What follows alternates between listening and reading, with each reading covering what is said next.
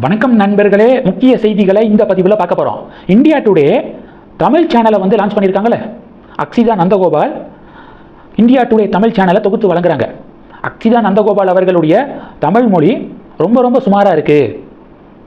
India today Tamil சேனலை launch பண்ணுறது சந்தோஷம்தான். அதுக்குன்னு நல்ல ஃப்ளூயண்டாக சரளமாக தமிழ் பேசுகிறவங்கள வச்சு சேனலை நடத்துங்க அப்படின்னு சொல்லிட்டோம் பொதுமக்கள் அட்வைஸ் பண்ணுறாங்க. இது ஒன்று. இன்னொரு விமர்சனம் என்னன்னா, அக்ஷிதா நந்தகோபால் டிவிகே உடைய ஒரு பெரிய சப்போர்ட்டராக இருக்காரு. வெளியில் பார்த்தீங்கன்னா ஜேர்னலிஸ்ட் அப்படிங்கிற பேரில் உள்ள சிஎம் விஜய் உடைய டிவிகே உடைய சப்போர்ட்டர் அப்படின்னு சொல்லிட்டு இரு வேடத்தில் இருக்காங்க. அதனால இது மாதிரி ஒருதலைபட்சமாக செயல்படக்கூடியவர்களை வைத்து சேனலை நடத்தாதீங்க. மக்கள் மத்தியில் கெட்ட பேர் வரும். இந்தியா டுடேக்கு நியூட்ரலாக இருக்கிறவங்கள வச்சு சேனலை நடத்துங்க அப்படின்னு சொல்லிட்டோம் விமர்சனங்கள் முன்வைக்கப்படுது. இது ஒன்று. ரெண்டாவது என்ன பார்க்க போகிறோன்னா, நாளைக்கு சென்னையில் கோவளத்தில் தென்மண்டல முதல்வர்கள் மாநாடு நடக்குது. தமிழ்நாடு, ஆந்திரா, தெலுங்கானா, கர்நாடகா, கேரளா இந்த மாநில முதல்வர்கள் கலந்துக்கிறாங்க. ஹோம் மினிஸ்டர் அமித்ஷா தலைமையில் நடக்குது அந்த மீட்டிங்கு. அதனால தமிழகம் வராரு அமித்ஷா. அமித்ஷாவுடைய தமிழக வருகைக்கு எதிர்ப்பு தெரிவித்து தமிழக காங்கிரஸ் தலைவர் மாணிக்கம் தாக்கூர் ஒரு பதிவு போட்டிருக்காரு. அமித்ஷாவுடைய வருகையை எதிர்த்து ராஜரத்தினம் மைதானம் பக்கத்தில் சத்தியாகிரக போராட்டத்தை நடத்த போகிறோம் தமிழக காங்கிரஸ், கலந்துக்கிறவங்க கலந்துக்கோங்க அப்படின்னு சொல்லிட்டு அழைப்பு விட்டுருக்காரு.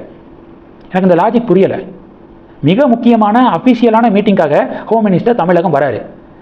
கட்சி சார்ந்து வரதுக்கே எதிர்ப்பு தெரிவிக்கக்கூடாது. ஏன்னா ஜனநாயக நாடு, யார் வேணாலும் எங்கே வேணாலும் போய் நம்ம நாட்டுக்குள்ளே கேம்பெயின் பண்ணலாம், பொதுமக்களை சந்திக்கலாம். ஜனநாயக நாடு. கட்சி சார்ந்து வரதுக்கே எதிர்ப்பு தெரிவிக்கக்கூடாது. அப்படி இருக்கும்போது மிக முக்கியமான அஃபிஷியலான ஒரு மீட்டிங்காக வராரு. இதுக்கு தமிழக காங்கிரஸ் எதுக்காக அரசியலுக்காக எதிர்ப்பு தெரிவிக்கிறாங்க அப்படிங்கிறதான் புரியலை.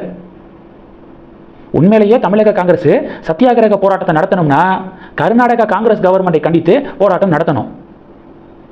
மேகதாதுல அணை கட்டியே தீருவோம் அப்படின்னு சொல்லிட்டு விடாப்புடியாக இருக்காங்க. இப்போ கர்நாடகா ஃபாரஸ்ட் டிபார்ட்மெண்ட் 3 தமிழர்களை சுட்டு கொண்டிருக்காங்க. அது ஒரு பெரிய இஷ்யூ போய்க்கு இருக்கு. எப்படி கர்நாடகா காங்கிரஸ் கவர்மெண்ட்டை சேர்ந்த ஃபாரஸ்ட் டிபார்ட்மெண்ட் 3 தமிழர்கள் மீது ஷூட் பண்ணலாம் அப்படின்னு தமிழக காங்கிரஸ் போராட்டத்தை நடத்தணும். இதுக்காகலாம் சத்தியாகிரக போராட்டம் அப்படின்னு சொல்லிட்டு அறிவிச்சா பரவாயில்ல. சம்பந்தமே இல்லாமல் ஒரு முக்கிய மீட்டிங்காக வரக்கூடிய ஒருத்தருக்கு எதிராக எதிர்ப்பு போராட்டம் அப்படிங்கிறது வேடிக்கையாக இருக்குது. இது 2. மூணாவது என்ன பார்க்க போகிறோம்? மூணாவது, அண்ணாமலை அவர்கள் இந்தியா டுடே கான்ஃபரன்ஸில் பேசினார்ல, அதுக்கு பாஜக காரங்க எதிர்ப்பு தெரிவிக்கிறாங்க. குறிப்பாக தமிழக பாஜக அண்ணாமலையை ஒருமையில் பேசுகிறாங்க. அண்ணாமலை பிஜேபியை விட்டு வெளியில் வந்துட்டார். வெளியில் வந்ததுக்கப்புறமும் பாஜகவுக்கு ஆதரவாக அண்ணாமலை பேசணும் அப்படின்னு எதிர்பார்க்கறது நியாயம் இல்லை. அண்ணாமலை ஒரு ஸ்டேட் பார்ட்டியை தான் ரன் பண்ண போகிறாரு. தேசியவாத சிந்தனை கொண்ட ஒரு ஸ்டேட் பார்ட்டி அப்படிங்கிறத தான் உருவாக்க போகிறாரு. அப்போ அந்த ரூட்டில் தான் போவார். அண்ணாமலை பாஜகவில் இருந்தபோது கர்நாடகா பாஜக அரசை கண்டித்து உண்ணாவிரத போராட்டம் இருந்தவர். உடனே பிஜேபி ஹை கமாண்டு அண்ணாமலைக்கு சம்மன் அனுப்பியிருக்காங்க. கர்நாடகாவில் பிஜேபி கவர்மெண்ட் நடக்குது. அதனை எதிர்த்து தமிழ்நாடு பிஜேபி எப்படி உண்ணாவிரத போராட்டம் இருக்கலாம், எப்படி எங்களை கேட்காம இந்த முடிவு எடுத்தீங்க அப்படின்னு அண்ணாமலையை கூப்பிட்டு கேட்டிருக்காங்க. அப்பையும் அண்ணாமலை தமிழ்நாடு பிஜேபி யூனிட் தமிழ்நாடுக்காக இருக்கு, அதனால மாநிலம் சார்ந்து தான் தமிழக பாஜக முடிவெடுக்க முடியும், தமிழக மக்களுக்காக தமிழக பாஜக அப்படின்னு டெல்லி ஹை கமாண்ட் கிட்ட சொன்னவர் அண்ணாமலை. பிஜேபியில் இருந்தபோதே மாநில உரிமைக்காக அவர் ஸ்ட்ராங்காக நின்னவர். அப்படி இருக்கும்போது பிஜேபியை விட்டு வெளியில் வந்ததுக்கு அப்புறமும் அண்ணாமலை பிஜேபிக்கு ஃபேவராக தான் பேசணும் அப்படின்னு எதிர்பார்க்கறதுல நியாயம் இல்லை. உலகத்திலேயே இந்தியா நம்பர் 1 நாடாக இருக்கணும், அதில் தமிழகம் நம்பர் 1 மாநிலமாக இருக்கணும், அதுதான் என்னுடைய நோக்கம் அப்படின்னு சொல்லிட்டு தான் தனி மூவ்மெண்ட்டை ஸ்டார்ட் பண்ணியிருக்காரு. தனியாக அரசியல் கட்சியை தொடங்க போகிறாரு.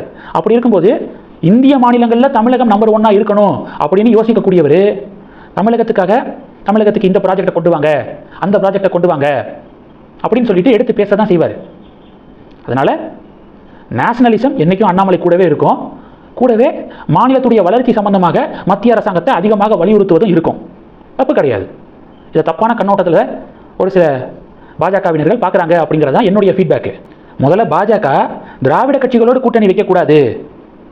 ஹிந்து மதத்துக்கு எதிராக பேசக்கூடிய, தேசியவாதத்துக்கு எதிராக பேசக்கூடிய திராவிட கட்சிகளோடு கூட்டணி வைக்காமல் இருக்கிறதுக்கான வழியை பார்க்கணும். முதல்ல அதில் ஃபோக்கஸ் பண்ணுங்கள். திமுகவோட கூட்டணி வைக்கிறதுக்கு ஒரு பக்கம் காய்களை நகர்த்திட்டு அண்ணாமலை சாதாரணமாக சொல்லக்கூடிய ஒவ்வொரு வார்த்தைகளுக்கும் ட்ரிகர் ஆகி அண்ணாமலையை திட்டுறது முரண்பாடாக இல்லை? முதல்ல பிஜேபி திராவிட கட்சிகளோடு நட்புறவாக இருக்கிறத அவங்க தவிர்க்க பார்க்கணும். அதுக்கப்புறம் அண்ணாமலையை கை நீட்டி குறை சொல்லலாம். இந்த செய்திகளை பற்றி உங்களுடைய பார்வைகளை மறக்காமல் கமெண்ட் பண்ணுங்கள். தொடர்ந்து கனெக்டில் இருங்க. அடுத்தடுத்து நிறையா பதிவுகளை பார்க்க போகிறோம். நன்றி. ஜெய் ஹிந்த்.